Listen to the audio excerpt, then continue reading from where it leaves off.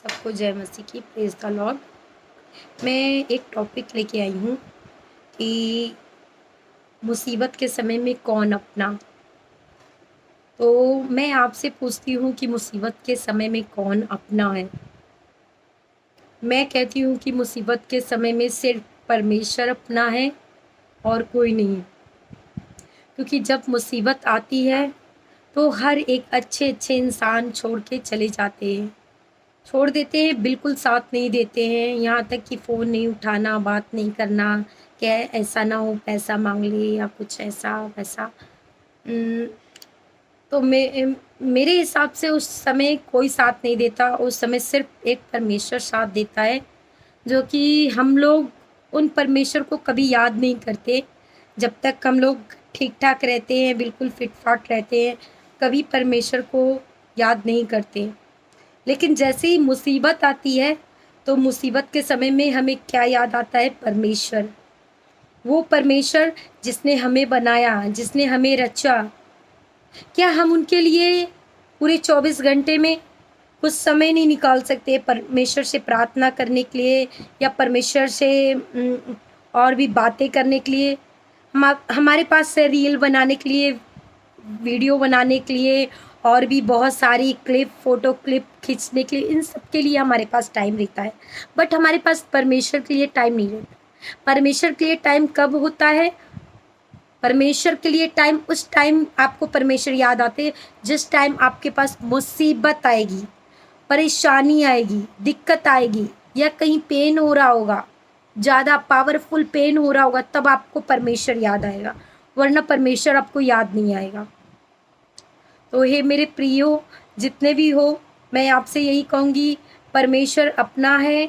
हर एक मुसीबत में परमेश्वर हमारे साथ है, परमेश्वर हमारा साथ देता है। क्योंकि परमेश्वर का वचन कहता है, मत डर, मैं तेरे साथ हूँ, इधर उधर मत ताक, मैं तेरा परमेश्वर हूँ, मैं तुम्हें दृढ़ करूँगा, तेरी सहायता करूँगा और धर्म में दाहिने हाथ से तुझे संभाले रहूँगा। तो आप सब भी परमेश्वर पे विश्वास कीजिए, इस वचन को फॉलो कीजिए। परमेश्वर का वचन दृढ़ है। परमेश्वर का वचन, अगर आप परमेश्वर के इस वचन पे रहेंगे, दृढ़ रहेंगे, तो परमेश्वर इस वचन के थ्रू आपकी ज़िंदगी में बड़े कार्य करेगा।